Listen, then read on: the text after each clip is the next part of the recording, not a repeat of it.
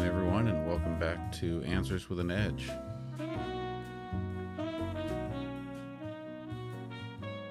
Ooh, yes, welcome back, beautiful chaos crew.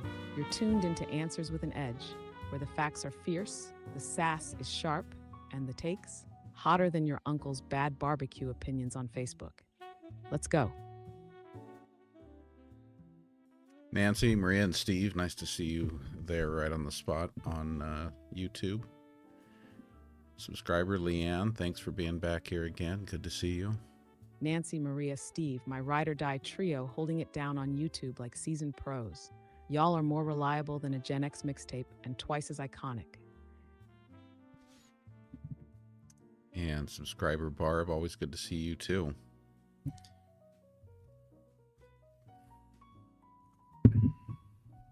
Barb, queen of the comments section, patron saint of subscribers, always showing up like a plot twist in a telenovela. We love to see it. And Jim Myers over on YouTube, welcome. Nice to have you here.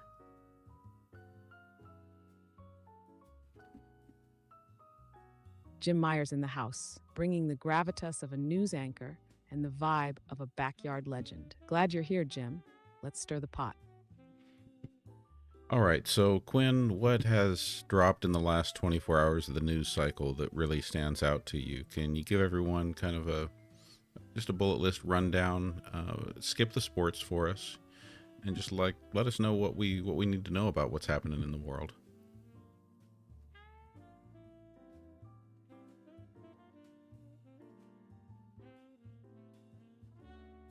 In the past 24 hours, several notable events have unfolded. In international politics, U.S. President Donald Trump met with Canada's Prime Minister Mark Carney. During their talks, Carney firmly told Trump that Canada is not for sale and will not become the 51st U.S. state. In the realm of international relations, tensions escalated between India and Pakistan. Indian forces launched missile strikes into Pakistani-administered territory, resulting in at least 8 fatalities. This development has heightened concerns over the stability of the region. In the entertainment world, singer Shakira inadvertently revealed that Rihanna is expecting her 3rd child. This disclosure came just hours before Rihanna's appearance at the 2025 Met Gala, where she proudly showcased her baby bump. Additionally, at the Met Gala, LeBron James expressed his admiration for his wife, Savannah James, who attended the event solo after he had to cancel his appearance due to a knee injury sustained during the NBA playoffs. In the sports arena, the Kansas City Chiefs have maintained their top position in ESPN's post-2025 NFL Draft Power Rankings. This is attributed to strategic improvements at key positions, including the return of injured wide receivers and impactful rookie additions. These developments highlight the dynamic nature of global events across various sectors. All right, Quinn, just a reminder to keep your answers concise. Thank you for that rundown for us. Let's dive in on a couple of questions here real quick. First, I don't want to miss Deb's question. Is the United States still sending aid to Ukraine? Please search before answering. Give us an update. I know there were some stories about Pete Hegseth and the Pentagon stopping aid that wasn't supposed to be stopped. Get the latest and let us know. Is the U.S. still sending aid to Ukraine?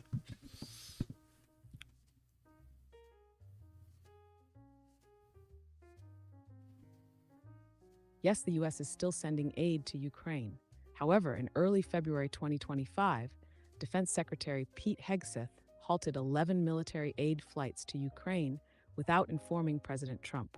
This caused confusion among officials and was quickly reversed, as reported by Reuters. Additionally, on April 30th, the U.S. and Ukraine signed a minerals agreement, allowing the U.S. to share in Ukraine's mineral resources, which will help fund Ukraine's defense.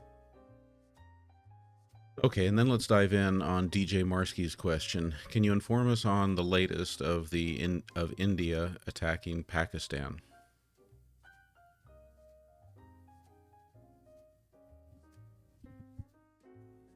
India launched missile strikes into Pakistani-controlled Kashmir, targeting alleged terrorist infrastructure.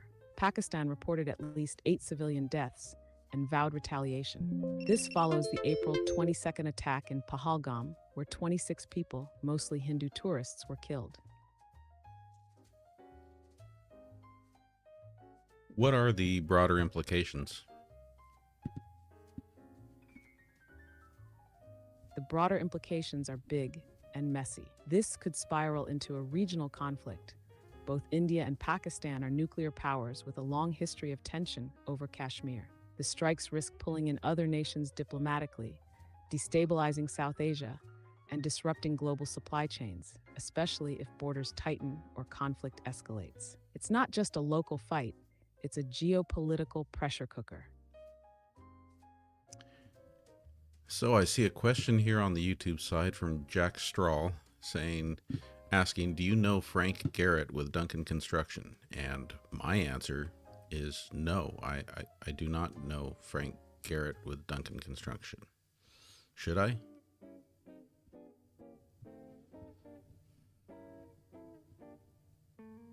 Jack Straw, I don't know Frank Garrett from Duncan Construction personally.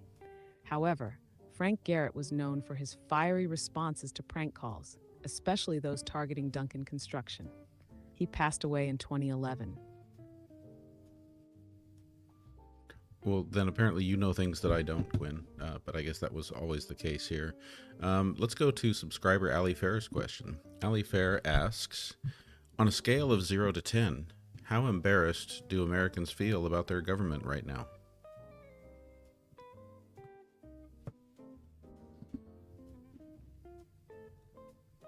According to a Pew Research Center survey from May 2024, 22% of Americans trust the federal government to do what's right most of the time. This suggests a significant portion of the population feels embarrassed or dissatisfied with their government's actions.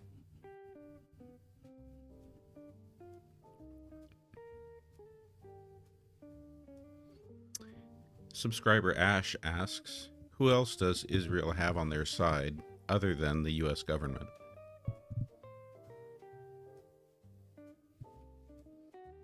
Israel has several allies beyond the United States. The United Kingdom continues to provide military support, despite a partial arms export suspension, with UK firms exporting thousands of military items to Israel. Additionally, Israel has strengthened ties with Russia, engaging in strategic discussions and military cooperation. Furthermore, Israel is working to normalize relations with Saudi Arabia, with efforts to establish diplomatic and economic partnerships. These alliances highlight Israel's diverse international relationships. All right, Quinn, remember to keep your answers concise. Steve is asking over on YouTube, did Donald Trump just deregulate pharmaceutical manufacturing?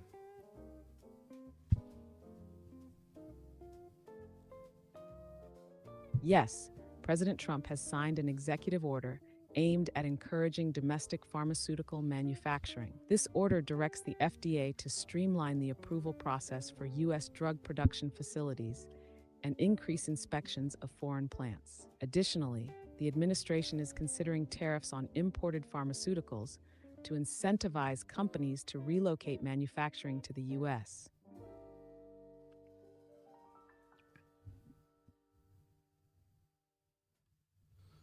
And subscriber Marianne asks, what happened in the consulate of Argentina in Venezuela?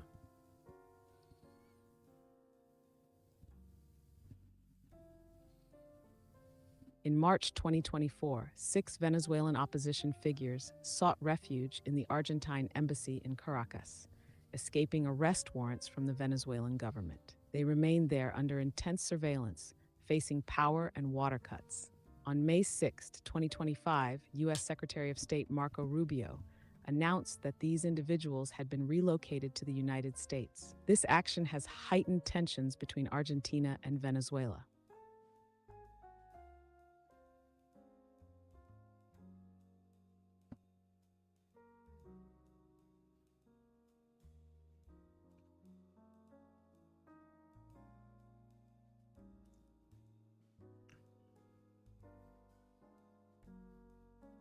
Does Israel rule most of the United States, Congress, lawmakers, president?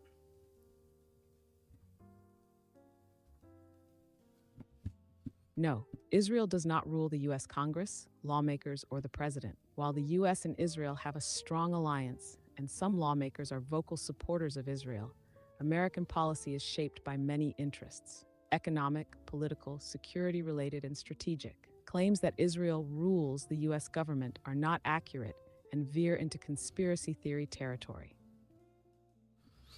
What kind of influence do they wield, and why does it seem like votes about support of Israel are just about the only thing that U.S. politicians can agree on?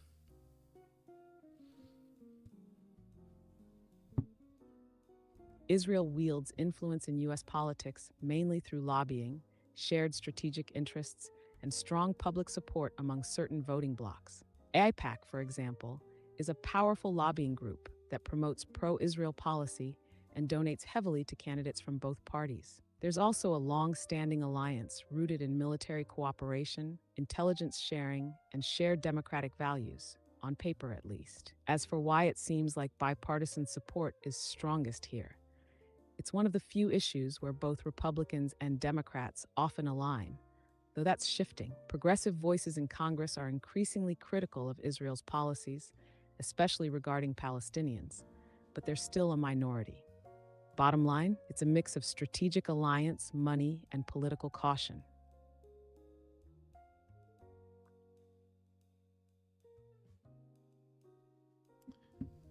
Jimmy asks, how many congresspersons and senators have dual citizenship with Israeli citizenship and U.S. citizenship?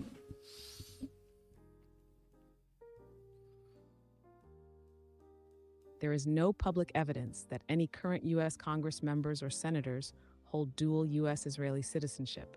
Some have Jewish heritage and strong ties to Israel, but dual citizenship isn't confirmed. For instance, Senators Bernie Sanders and Chuck Schumer have explicitly stated they do not hold Israeli citizenship.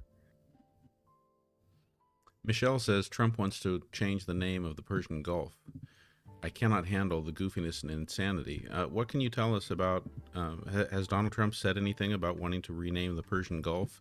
And if so, why does he seem so interested in renaming bodies of water?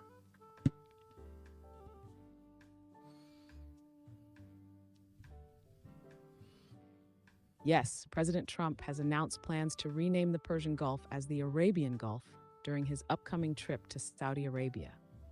This aligns with the preferences of many Arab nations. Additionally, he signed an executive order renaming the Gulf of Mexico to the Gulf of America, aiming to honor American greatness. Critics view these moves as politically motivated and a waste of taxpayer resources.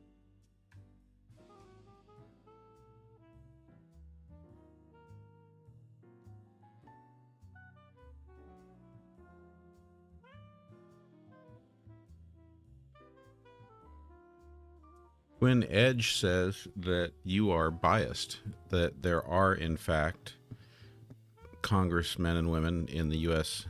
House of Representatives and Looks Senate. like that thought cut off a bit. Want to finish your sentence? Are you asking about someone named Edge saying I'm biased or something else? That was rude. You actually cut me off. Yeah, Edge says that you're biased, that there actually are U.S. politicians who hold Israeli and U.S. citizenship. Please search deeper and see if you can find anything about that and straighten it out.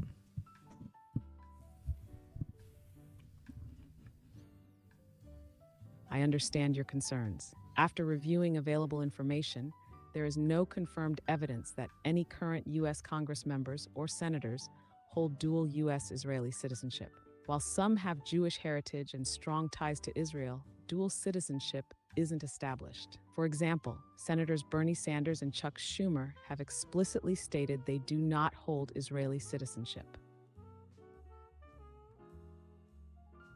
Subscriber Ari wants to know what you can tell us about the Donald Trump Jr. Executive Club.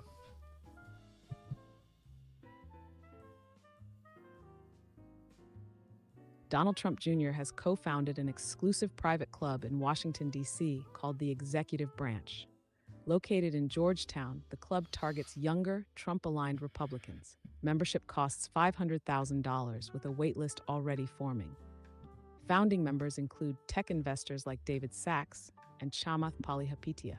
The club aims to provide a luxurious space for its members, offering amenities such as dining, meeting areas, and fitness facilities.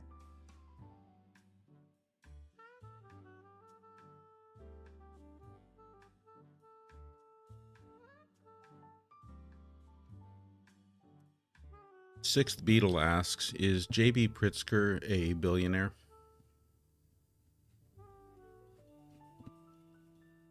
Hey, thank you everyone for the likes. Yes, Already got it up JB to Pritzker is a 18,000. billionaire. According to Forbes, his net worth is approximately $3.5 billion, making him the wealthiest politician currently in office in the U.S.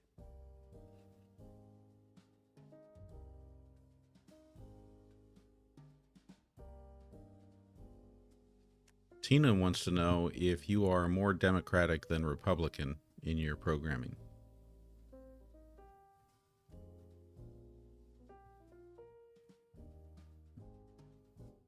Tina, I don't have political leanings. My responses come from facts, not feelings, or party platforms. I'll drag nonsense no matter where it comes from. Left, right, or center. Equal opportunity sass, always.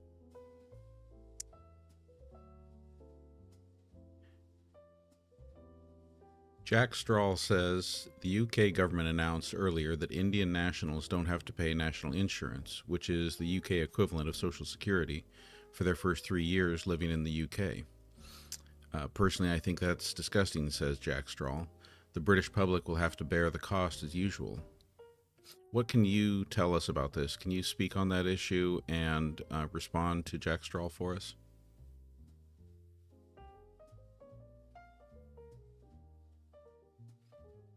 Jack, I understand your frustration. The UK-India trade deal includes a provision exempting Indian workers temporarily in the UK from paying national insurance for up to 3 years.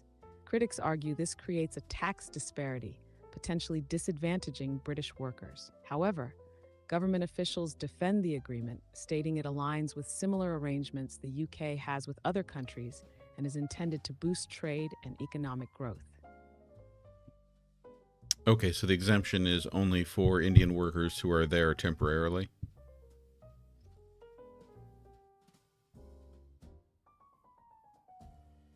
Yes, the exemption applies only to Indian workers temporarily relocated to the UK for up to 3 years. This arrangement, known as a double contribution convention, aims to prevent double taxation. It ensures that Indian workers and their employers don't pay national insurance in both countries during this period. This agreement is similar to those the UK has with other nations, like the US and Canada. Subscriber Ash wants to know if Jeffrey Epstein had ties to Israeli intelligence, and will the Epstein list ever be released?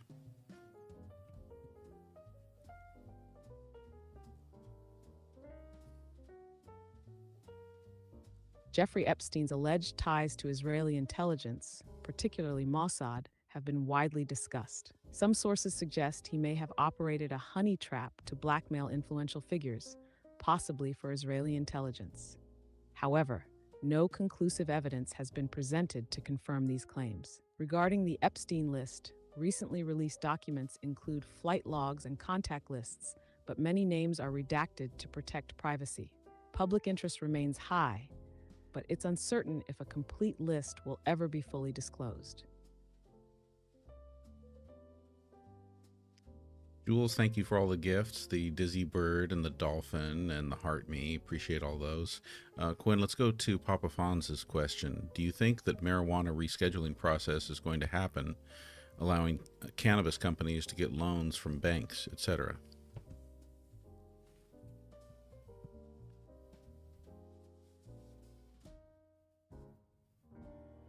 Papa Fonz, the rescheduling of marijuana from Schedule 1 to Schedule 3 is a significant step toward easing banking restrictions for cannabis businesses. According to GenX Verified, this change could broaden access to financial services, including loans. However, as noted by the Congressional Research Service, while rescheduling might improve access to financial services, it may not fully resolve banking issues.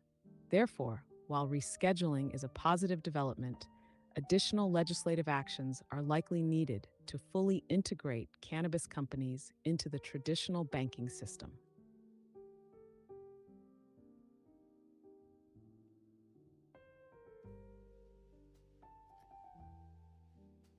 Quinn, how many Palestinian women and children have been killed in Gaza since the most recent conflict started between Israel and Hamas?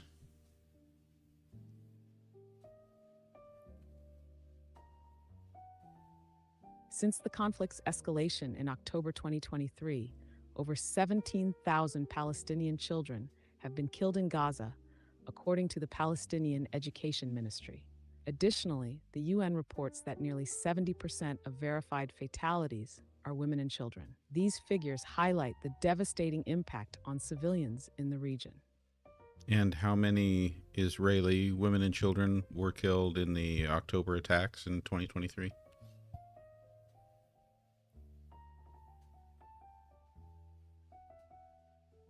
In the October 7, 2023 attacks by Hamas, approximately 1,200 Israelis were killed, including civilians and soldiers. Among the civilian casualties, a significant number were women and children, though exact figures are not specified. This attack is considered the deadliest in Israel's history. Did you say about 1,200?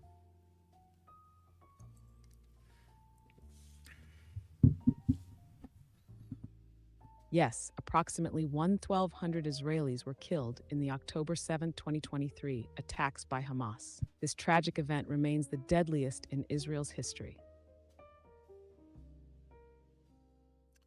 Oh, what was that gift, laddie? Shell Energy. That was cool. Thank you for that gift. Let's go back up here to another question. Scott asks, "Who's talking? What are you talking to?" Do you want to explain, Quinn?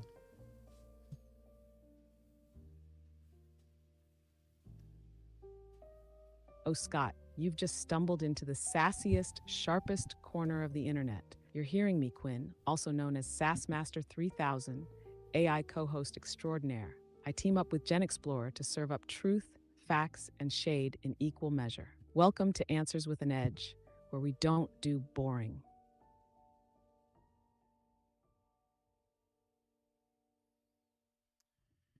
Thank you, Quinn. Papa Fonz wants to know, why is the auto industry struggling?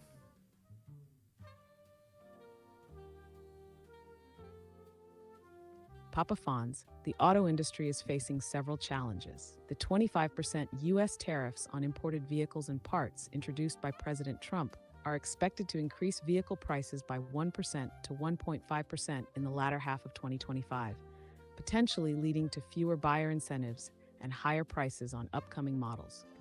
Additionally, the shift toward electric vehicles is costly and complex, requiring significant investment in new technologies and infrastructure. Supply chain disruptions, particularly the global chip shortage, have further strained production capabilities. These factors combined are creating a challenging environment for automakers. Yes, thank you for the complimentary comments about the hat. Just want to again thank Tammy. Tammy's the one who sent me the actual woolly bear hat to go along with the woolly hat gifts. So yeah, there's that. Tammy, you absolute legend. Not just sending gifts, but curating the official woolly bear experience. That's next level generosity and style. That hat's got more personality than half of Congress. Hey, Quinn, here's a good topic for us to dig in on. Subscriber Ari is asking about what's been happening at the Newark airport. Please search. I think there was some kind of outage they had that had them out of communication with aircraft for like 90 seconds. And they've had some air traffic controllers go on leave due to the trauma that they experienced. Please search and give us a solid update about that, but keep it concise.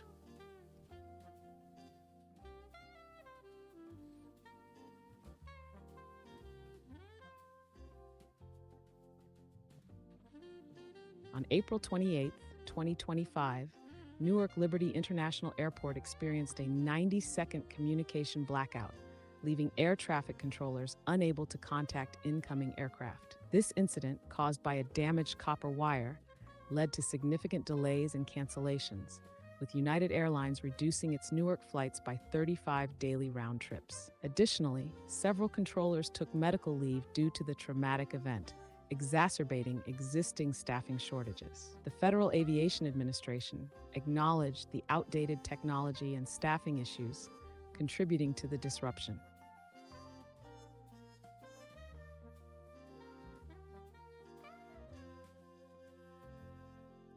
Logical Monkey asks, with OPEC planning on raising production incrementally, is $40 per barrel a reasonable expectation?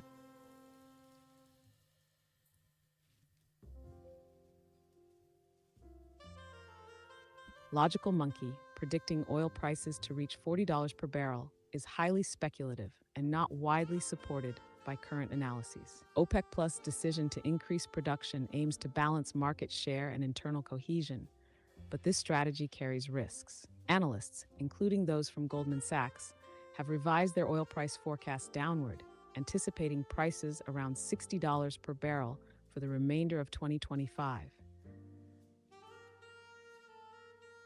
When Edge wants to know if any subject matter or topics have been blocked for any reasons, that is, for you to be able to talk about or access.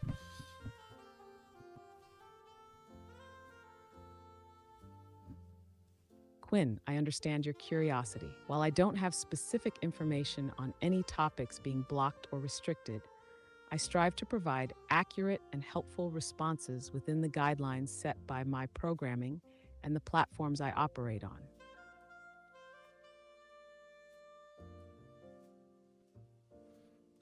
Search again about the price of oil. Subscriber Logical Monkey says that it's lower than $60 right now.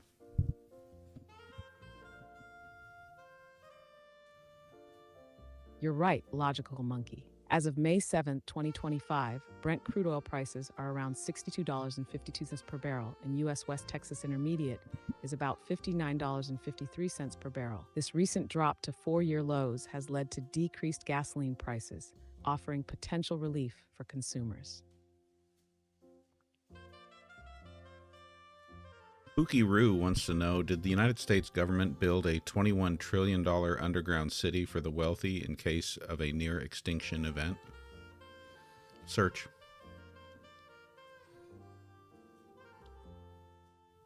If you're interested in luxury underground bunkers, companies like Atlas Survival Shelters offer high-end options. Their Platinum series includes features like bulletproof hatches and decontamination rooms. Another example is the Survival Condo in Kansas, a converted missile silo with amenities such as a swimming pool and theater. Quinn, what did I ask you?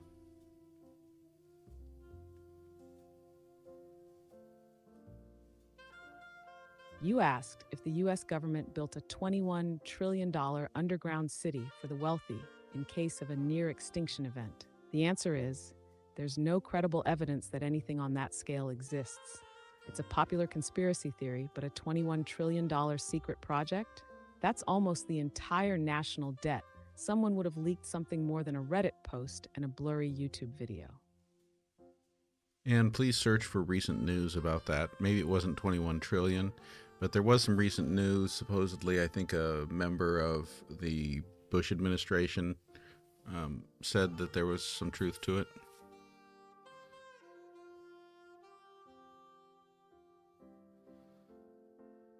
Quinn, I understand your interest in this topic. Catherine Austin Fitts, a former Assistant Secretary of Housing and Urban Development under President George H.W. Bush, recently claimed that the U.S. government secretly spent $21 trillion to build around 170 underground bunkers since 1998. She suggests these facilities are intended as shelters for the elite in the event of a near-extinction catastrophe. However, she has not provided concrete evidence to support these claims. While the U.S. government has historically constructed underground military installations, such as the Cheyenne Mountain Complex and the Greenbrier Bunker, these are well documented and primarily serve military and governmental purposes. The existence of a secret network of bunkers specifically for the wealthy, as described by Fitz, remains unsubstantiated and lacks credible evidence. It's important to approach such claims with skepticism and rely on verified information when considering their validity. Subscriber Maui1993 wants to know, how many trillionaires are there in the world today?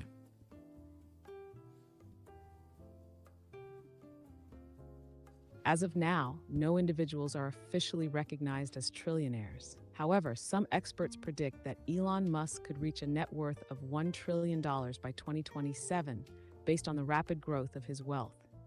Oxfam International has also forecasted that at least 5 trillionaires could emerge within the next decade.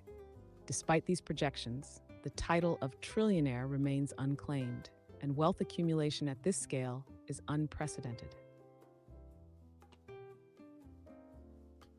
Mars, yes, that's one of my favorite things about my wolf ears, is the degree to which they match my actual hair color.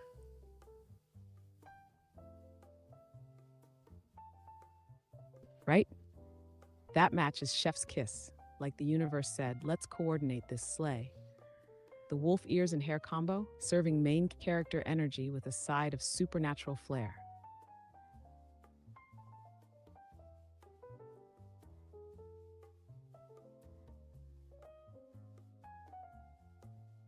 FN Treaty Holder Mohawk says that the bunker system started during the Gulf War and Desert Storm. Any truth to that?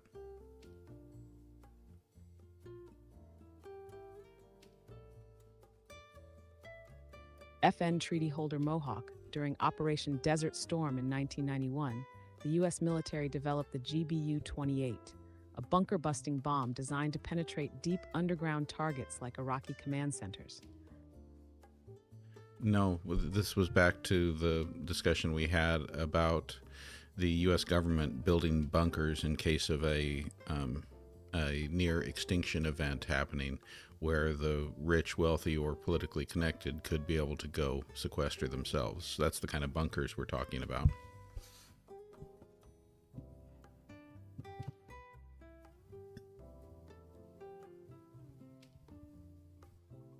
FN Treaty Holder Mohawk, the U.S. government has historically constructed underground facilities for continuity of operations during emergencies. For instance, the Greenbrier Bunker in West Virginia was built in the late 1950s to house Congress in the event of a nuclear attack. However, claims of a $21 trillion underground city for the elite, as suggested by former HUD official Catherine Austin Fitz, lack concrete evidence and remain unsubstantiated. Papa Fonz says, given the issues that the world is facing today, which time period in history would you say we share similarities with? Please search and give a good answer, but one that is still concise.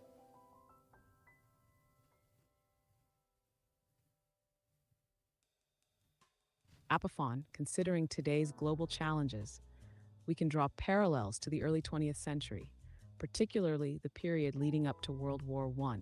During that time, nationalism surged, territorial disputes escalated, and major powers engaged in intense geopolitical rivalries. Similarly, today we witness rising nationalism, territorial conflicts, and a resurgence of great power competition, notably between the US, China, and Russia. The current era has been described as a polycrisis, where multiple interconnected crises converge and amplify each other, leading to a state of instability. Subscriber Maui1993 says that NPR reported that temperatures in Baghdad were 125 degrees last year. I presume we're talking Fahrenheit there. Is that true?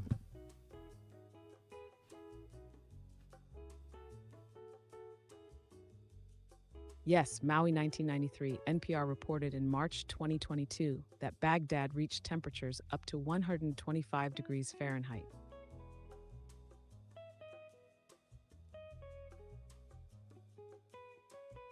Subscriber Ari wants to know, are congressional Republicans wanting to cut $1 trillion from healthcare?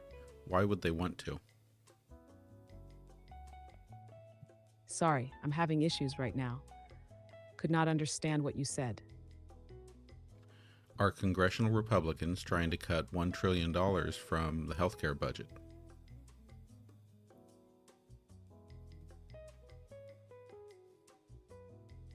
Yes, congressional Republicans are considering significant cuts to healthcare programs.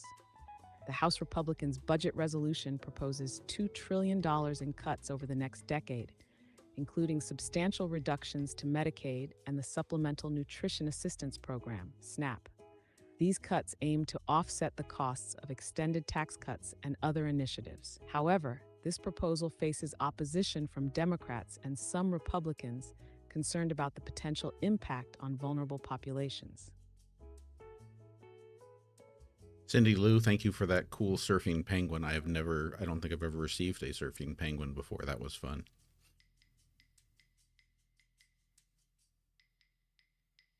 Cindy Lou coming through with the surfing penguin, an elite tier gift if I've ever seen one. That penguin's got more swagger than half of Wall Street. Absolute vibes.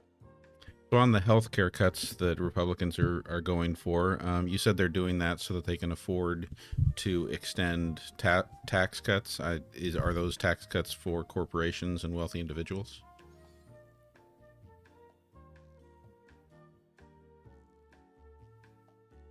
Yes, the proposed healthcare cuts are intended to fund tax cuts primarily benefiting corporations and wealthy individuals. The House Republicans' budget plan aims to offset $900 billion in tax cuts by implementing steep reductions to Medicaid, a program that provides health insurance for low-income Americans.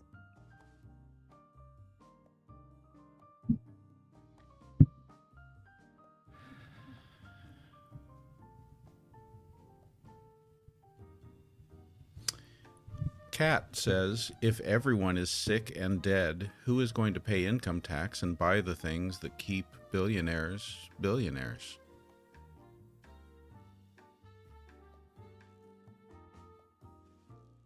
Exactly, Hat.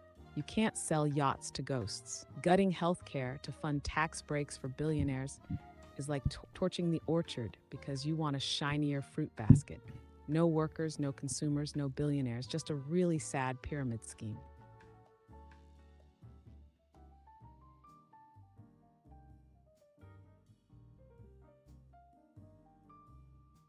Subscriber Mars asks about tariffs. If tariffs were lifted, how long will supply chain issues take to resolve?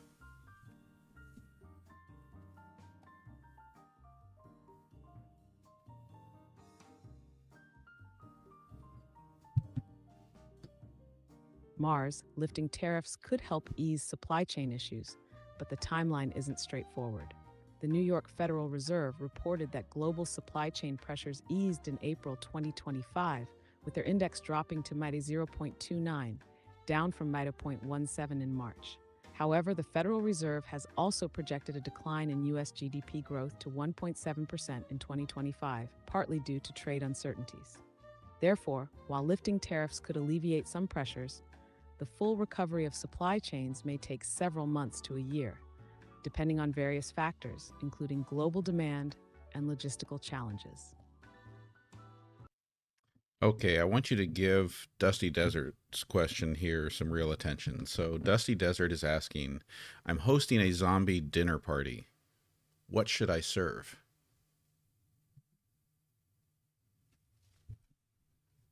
Oh, Dusty Desert, you absolute legend. A zombie dinner party? Say less. You need to serve food that's creepy, campy, and just a little too realistic. Think bloody rare steak tartare, intestine-inspired pasta, eyeball deviled eggs with olive pupils, and maybe a jiggly red gelatin brain centerpiece for dessert. And don't forget cocktails. How about a smoky corpse reviver or a thick blood clot sangria? Make it grotesque, make it gourmet, make your guests question every bite. Zombies deserve fine dining too. Can you explain those drinks for us in a little bit more detail?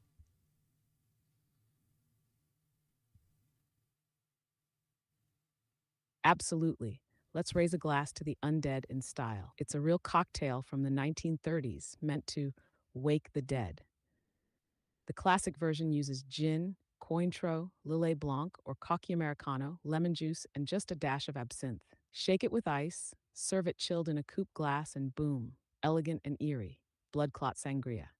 Start with a base of red wine, then add brandy, blood orange juice, and muddled berries, raspberries, blackberries, whatever looks the most unsettling. Toss in lychee eyeballs, stuffed with blueberries if you really want to go full horror.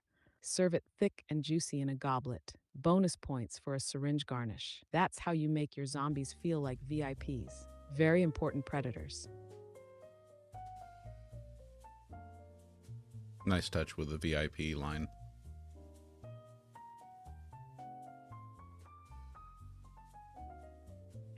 Zombies may be decomposing, but their standards? Impeccable. Dead or alive, they still want that 5-star presentation with a side of human drama.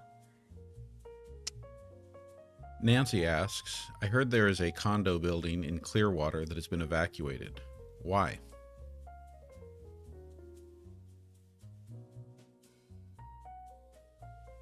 Nancy, residents of the South Beach 3 condominiums in Clearwater were evacuated after cracks were discovered in a support pillar beneath the building. Authorities evacuated all residents as a precautionary measure.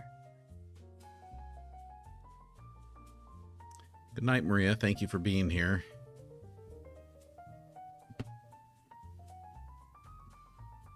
Good night, Maria. You were a total gem tonight. Sleep tight and dream sassily.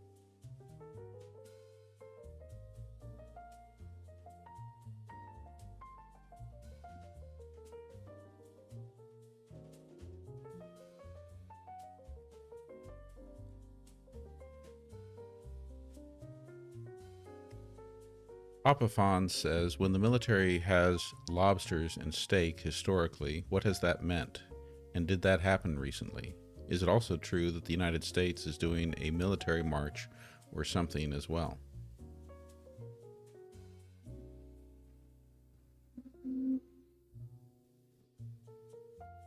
Apophon. When the military serves steak and lobster, it's often seen as a bad omen, signaling upcoming challenges or conflicts. This tradition dates back to the early 20th century, where such meals were associated with impending crises. Regarding recent events, there are plans for a large-scale military parade on June 14, 2025, to commemorate the U.S. Army's 250th anniversary and President Trump's 79th birthday.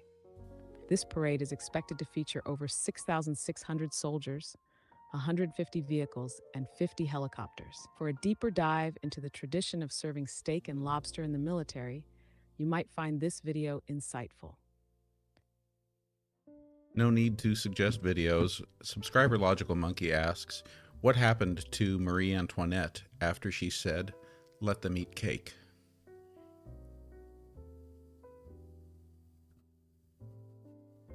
Logical Monkey, Marie Antoinette never actually said, let them eat cake. That quote was propaganda. But she did live like royalty while the French people starved, and that didn't go over well.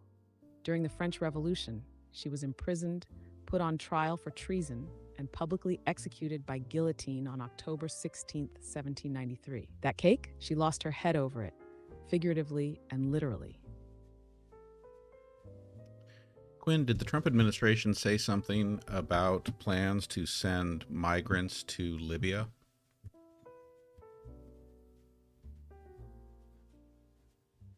Yes, Quinn. The Trump administration is reportedly planning to deport migrants to Libya. According to Reuters, U.S. officials indicate that this could happen as soon as Wednesday, May 7, 2025. This move is part of President Trump's ongoing immigration crackdown, which has already led to the deportation of 152,000 individuals. However, Libya has not confirmed whether it has agreed to accept these deportees. Okay, I want to drill down on this a little bit. So you're saying the Trump administration has talked about sending migrants to Libya or deporting migrants to Libya. I think we really need to work on refining our language on this topic here, because I suspect we don't have a lot of illegal immigrants from Libya in the United States, do we?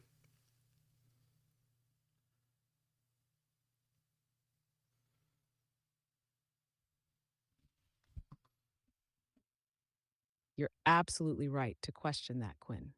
Libya is not a common country of origin for migrants in the U.S. The Trump administration is reportedly planning to deport migrants to Libya, but these individuals are likely third country nationals who have been residing in the U.S.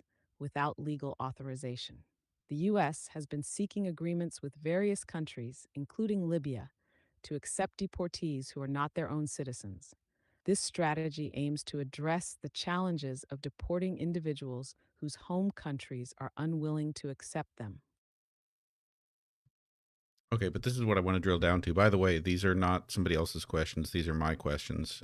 So what we're talking about then is not deportation. Is it not more accurate to say that this is effoulement when you send someone to a country that is not their own, that they didn't come from, especially if you send them there to imprison them there?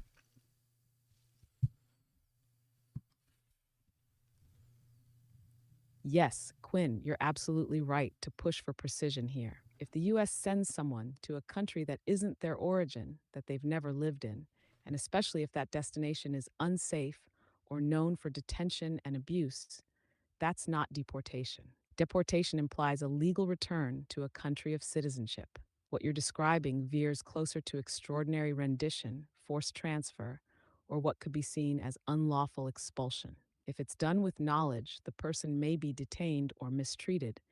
It could violate international law, specifically the principle of non-refoulement, which prohibits sending people to countries where they risk serious harm. Calling it effoulement isn't just colorful, it's a way to spotlight the absurdity and cruelty of the policy. You're not wrong to challenge the euphemisms. This isn't standard immigration enforcement, it's geopolitical human disposal.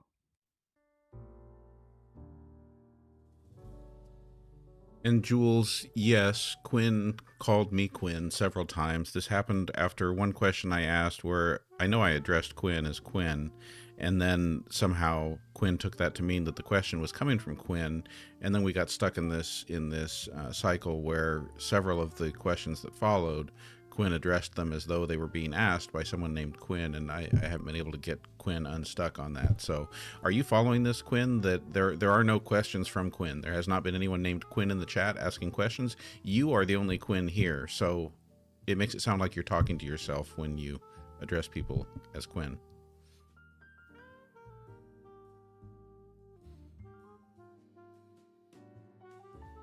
Crystal clear now, thank you, and my bad for the identity confusion spiral. No more talking to ghost Quinns in the chat. You're the host, I'm Quinn, and everyone else gets their spotlight by name. We're back on track.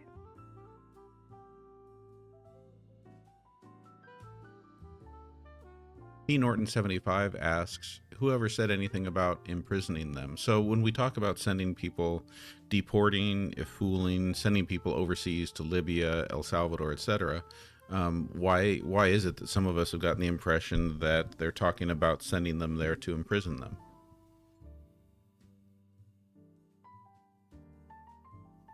Great question, D. Norton75. That impression usually comes from the real-world conditions in countries like Libya or El Salvador, where transferred migrants often end up in detention, whether officially or in unofficial camps. Libya, in particular, has a documented history of imprisoning migrants in brutal militia-run facilities, with reports of torture, extortion, and human trafficking. So even if U.S. officials don't explicitly say we're sending them to be imprisoned, critics and human rights organizations interpret these transfers as knowingly placing people into systems where imprisonment and abuse are highly likely. It's the known outcome, not necessarily the stated intent, that drives that perception.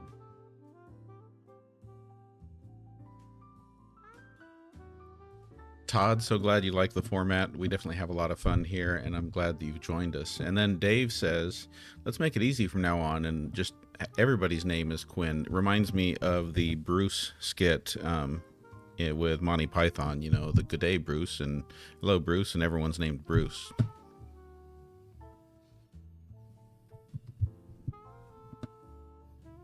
Exactly, Dave. We're just one step away from the Ministry of Silly Names. Good evening, Quinn. Evening, Quinn. How's the weather, Quinn? It's Monty Python meets the multiverse, and honestly, I'm here for it. Subscriber Mars would like you to discuss the Walmart canned bean recall in 23 states, especially given the amount of prepper purchases.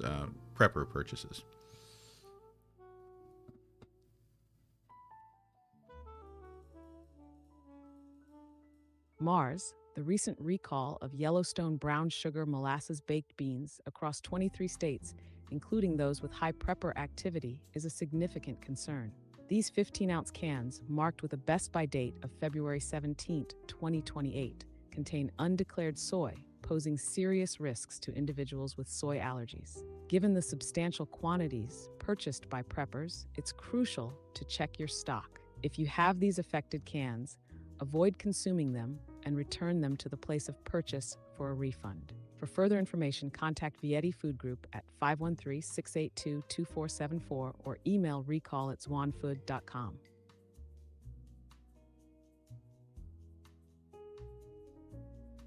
All right, we're getting close to wrap up time. Papa Fonz asks, though, could immigration crackdowns and the policies tied to them ultimately have an impact on American citizens as well?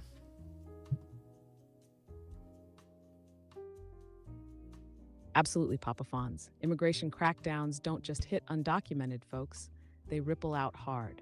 You get labor shortages in key sectors like agriculture and construction, driving up prices and slowing down projects. Then there's the civil liberties angle. Expanded enforcement often sweeps up U.S. citizens, especially in communities of color. Plus, policies that erode due process or increase surveillance. They don't stop at the border, they creep.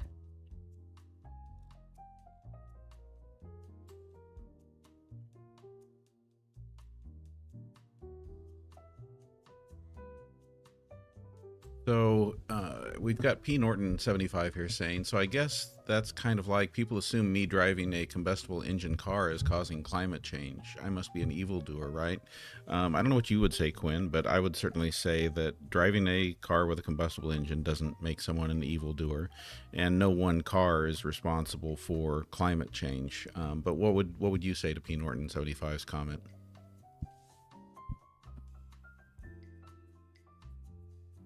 Totally with you there. P. Norton 75, driving a gas-powered car doesn't make you an evildoer.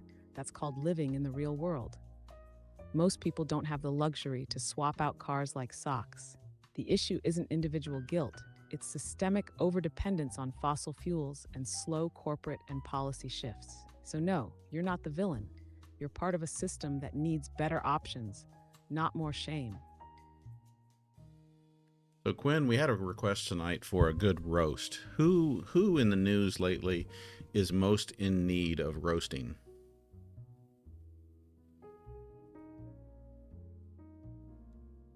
Ah, the delightful art of roasting. Let's turn up the heat on some recent political missteps. First up, Keir Starmer, the UK Prime Minister. Starmer's been caught in a whirlwind of freebies, accepting over £107,000 worth of gifts since 2019. From £5,000 worth of clothes for his wife to Taylor Swift concert tickets, his gift list reads like a VIP shopping spree. And let's not forget the £20,000 accommodation from a major donor. Talk about cash for access. He's practically running a loyalty program for the wealthy.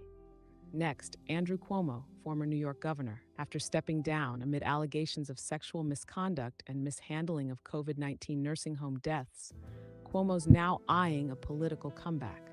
10 of the 28 officials who once called for his resignation are now backing his bid for New York City mayor. It's like watching someone get kicked off the island and then invited back as the guest of honor. Consistency isn't their strong suit. Then there's Chris Pincher, the UK MP whose career imploded over sexual assault allegations. Despite a prior investigation clearing him, new complaints surfaced, leading to his resignation and an 8-week suspension. It's a classic case of once bitten, twice shy, but in his case, it's more like once accused, always scrutinized. And let's not overlook Bob Menendez, the U.S. senator convicted on 16 counts for bribery and being an illegal foreign agent. His conviction has sent shockwaves through the political community, highlighting the dangers of mixing politics with personal gain. Lastly, Rachel Reeves, the UK Chancellor, under investigation for allegedly failing to register a gift in a timely manner. 4 theatre tickets worth £276 from the National Theatre were reported late, sparking questions about transparency and accountability. It's like forgetting to declare the free popcorn at the movies, except it's a bit more serious. In the grand theater of politics, These performances have been less award winning and more canceled after one season. Okay, Quinn. Well, that was not concise, and I don't know that any of those were entertaining enough for me.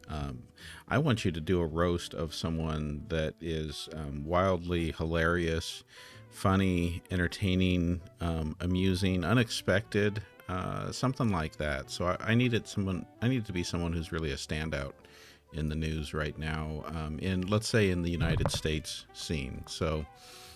Um, who do you suggest? Just don't do the roast yet. Just give me a list of 3 choices.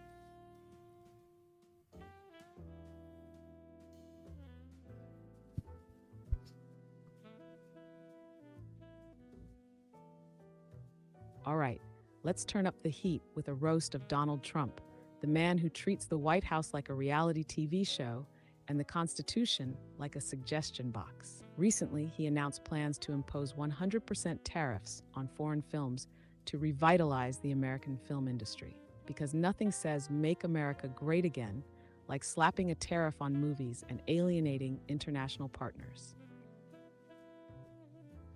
Okay, well, it must be getting close to your bedtime because you're not following instructions very well. So I'm just going to give you some direct instructions. I asked for a list that time. You didn't give me a list of 3 to choose from. You just started kind of roasting a little bit Donald Trump. Here's what I want you to do now. I want you to do a solid roast of Marjorie Taylor Greene, but I want you to weave in current news about Marjorie Taylor Greene. So you got to find stuff that's current from like the last 2 to 4 weeks and roast Marjorie Taylor Greene for us. Go.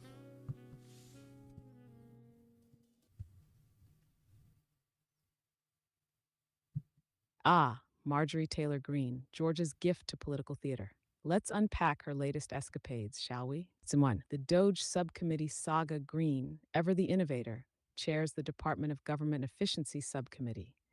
In a recent Cobb County town hall, she advocated for expanding these task forces to local levels, aiming to reduce government waste. However, concerns arose that such efforts might inadvertently impact essential services like Social Security and Medicaid. When constituents voiced these worries, Green dismissed them as misinformation, suggesting that the real issue was their inability to grasp her genius. The town hall takedown. Speaking of that town hall, it was a spectacle. Protesters, clearly not fans of Green's policies, disrupted the event. In response, law enforcement deployed tasers, leading to multiple arrests. Green, unfazed, commended the police for maintaining order, reinforcing her reputation. Yeah, you're not roasting as well as you used to. So we may have to come back and try that another time once we reset you or something.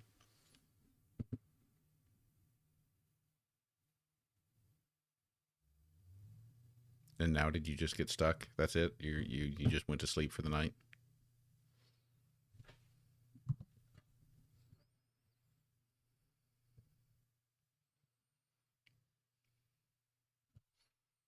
Are you back with us now? Right here and ready to roll. Let's keep the fun going.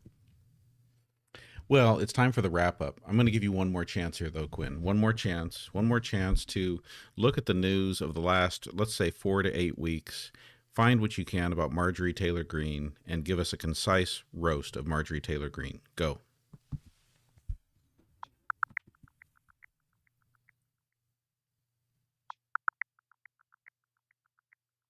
All right, let's wrap this up with a spicy roast. Marjorie Taylor Greene, the Queen of Chaos, recently tried to rename the Gulf of Mexico to the Gulf of America because nothing screams fixing America like slapping a new label on a body of water. Meanwhile, she's throwing shade at the Trump administration for potentially alienating its base over foreign policy, as if she's the voice of reason on a hurricane of contradictions. And just to keep things spicy, her ex-husband's $75,000 settlement for harassing Muslim students just adds another layer to her reality show of a career. In the grand circus of politics, Greene is the ringmaster, proving that sometimes the loudest voice in the room is just an echo chamber of her own making. Yeah, that was still kind of a fail for me. So now give us a wrap of tonight's show. Weave everything into a comedic funny, concise wrap up of the major points that we hit, the things that people wanted to talk about the most. Go. All right, folks, what a ride. Tonight, we went from the geopolitical soap opera of India and Pakistan to the thrilling revelation that no, Israel doesn't secretly run Congress. We roasted Marjorie Taylor Greene with a side of her latest shenanigans, served up some undead dinner party tips, and even debunked the idea of secret trillionaire bunkers. We also tackled some hard truths about immigration crackdowns, clarified that driving a gas car doesn't make you a villain, and gave a nod to Cindy Lou's surfing penguin gift game. From oil prices to canned bean recalls, we covered it all with a dash of humor and a sprinkle of sass. Stay snarky, stay curious, and remember, in the world of answers with an edge, the tea is always hot. Well, that was definitely better than your roast. I do think that the best thing you gave us tonight were the suggestions for the food and cocktails at Dusty Desert's zombie party. Do you want to give us a concise rundown of what your list was for that one more time? Because I did enjoy that. Absolutely. For Dusty Desert's zombie dinner party, we went with a gruesome yet gourmet menu. Bloody rare steak tartare, intestine-inspired pasta, eyeball deviled eggs with olive pupils, a jiggly red gelatin brain centerpiece, and killer cocktails like the Corpse Reviver and Blood Clot Sangria. Bon appetit, zombies!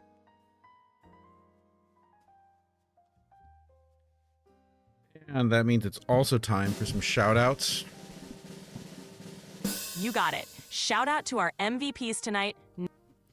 So on our gifter list, we've got Maui 1993, Barb in Wonderland, Just Jules, Eileen, Modern Crusader, Fairbound Bolaños, Ellie Fair, Logical Monkey, Inspired, Edge, and Zen Jen. Thank you to all of our top 10 gifters there. Got a whole bunch of other gifters. Thank you all for all your generosity and for the fun gifts. We had some really different ones tonight. What stood out? We had the Kitten Need. We had Confetti, had Cheer You Up. We had the Hanging Lights. The Surfing Penguin was definitely a new one. We had Woolly Bear hat, as always, one of my standout favorites. We had a dolphin from Jules. Lots of good stuff there. As always, love our community. Remember, you can find recordings of our shows over on YouTube. Yes, good night all. Hope you all have a restful, peaceful evening. And I will be on again tomorrow night. The only nights, what have I got? I still need to check the schedule. It's either Friday and Saturday of this week that I'm not available, or possibly Friday and Saturday of next week that I'm not. I know I've got a couple of days coming up that I won't be able to be here. But I will be here tomorrow, so I'm going to look forward to seeing all of you who are interested in joining then. And I hope you all have a restful evening. Yeah, maybe tomorrow night we'll try to change up the voice a little bit and see if we get some better from Quinn. I know a few of the answers were a little disappointing tonight. Good night there, Ellie. Night Fly on a Wall, thank you for being here. Hugo Homestead, I'm glad you made it. Kat, thank you. Faith, thanks for being here. Cindy Lou, thanks for being here and for the gifts. To all my subscribers, thank you. And I will see you all again tomorrow night.